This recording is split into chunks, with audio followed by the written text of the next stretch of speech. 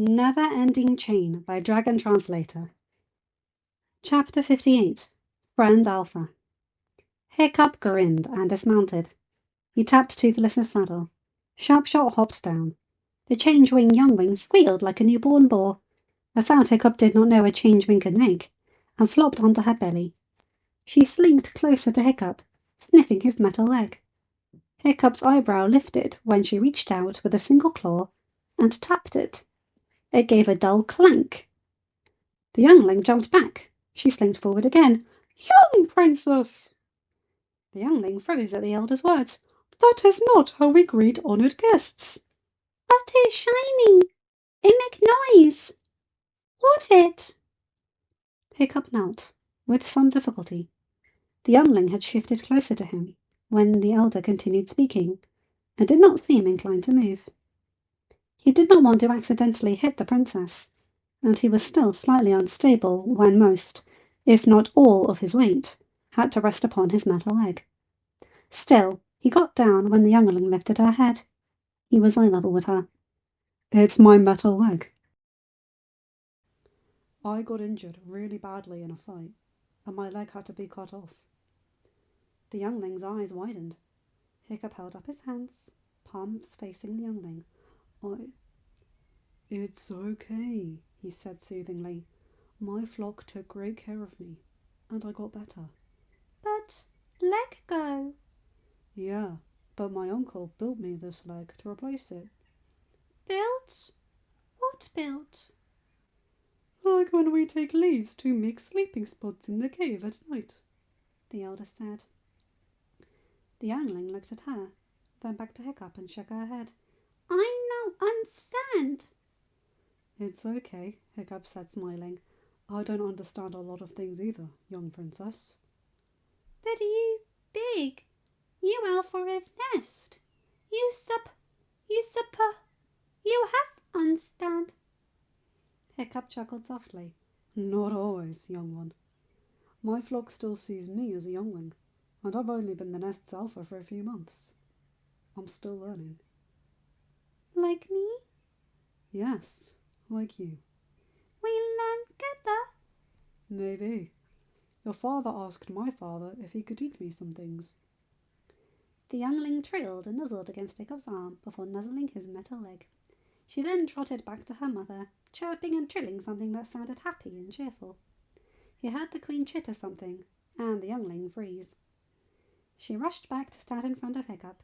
Hiccup, with Toothless's help, stood. The youngling then tipped her head.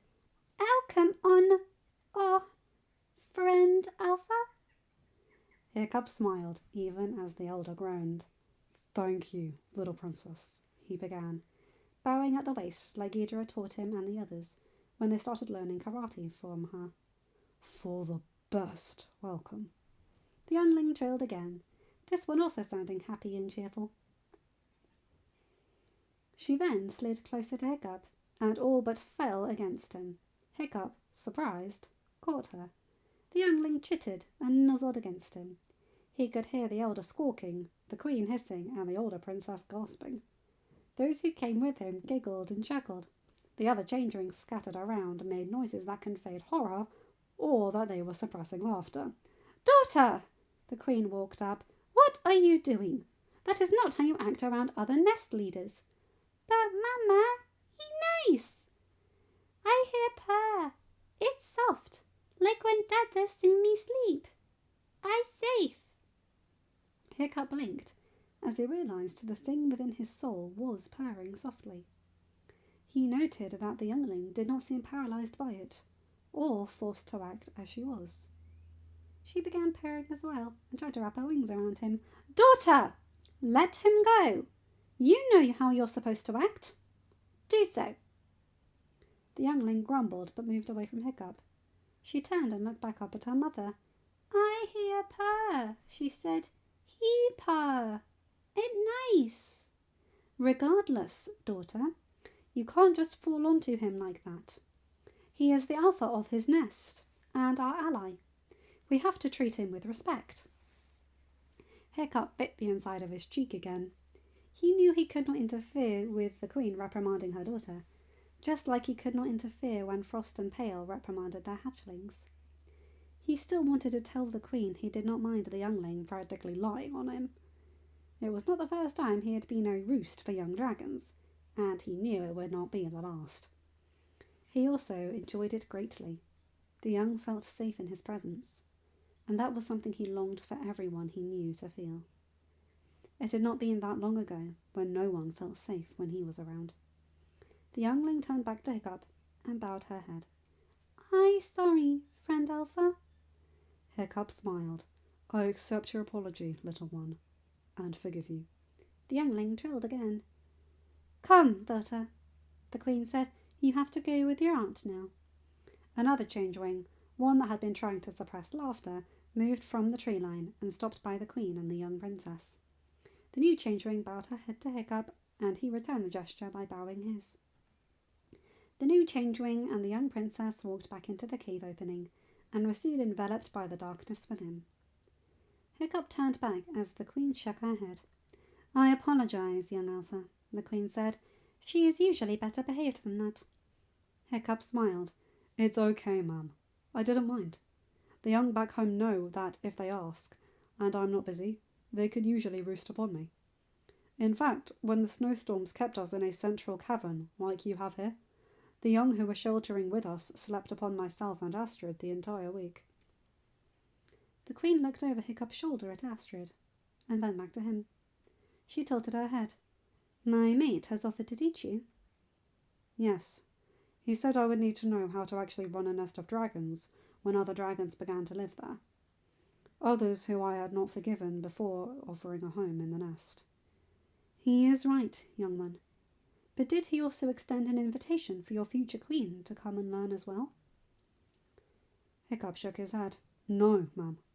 He glanced over his shoulder at Astrid, then looked back to the changeling queen. "I was going to ask him at the celebration if she could come with me. She will lead both my flock and my nest alongside me, and I want her to know everything I know. She's my equal in all things." "Again, you show the wisdom I did not know humans could show," the Queen said. She looked at Astrid again. "Young Queen-to-be, I extend an invitation for you to come with your intended and learn from me how to run a nest. If you have to ask permission from your parents, please do so. The young Alpha is correct. You will need to know all that he knows." "Yes, ma'am," Astrid said, "and thank you." The Queen bowed her head and then stepped back. "I am sure you will all need it back home, young Alpha." She looked to the elder and her older daughter, who moved to join them. "Enjoy the celebration. Take whomever in the guard is off duty and wishes to accompany you." The Queen then looked to Hiccup. "May the winds forever be under your wings, young Alpha." Hiccup bowed. "Yours as well, Queen of the Nest." End of chapter. Hi guys, hope you enjoyed this one. As I said, I love this little girl. She is adorable. That bit where she basically just flops onto him and starts purring because she can hear the dragon's soul thing within him purring. Freaking cute. And I like that they're like, "Little lady, calm down." Just reminds me of myself as a kid because I'm a massive hugger and I always have been. And this chatterbox tendency I have, which was part of the reason I made this channel, yeah, the way people sort of snicker behind me because I'm being so open, yeah, that's relatable. Anyway, you guys know the drill. Like, comment and subscribe and hit that bell to get notified for whenever I upload a new video. Have a good day, night, or whatever time zone you're in. Bye my guys, gals and non-binary pals. I'll see you in another video. Take care.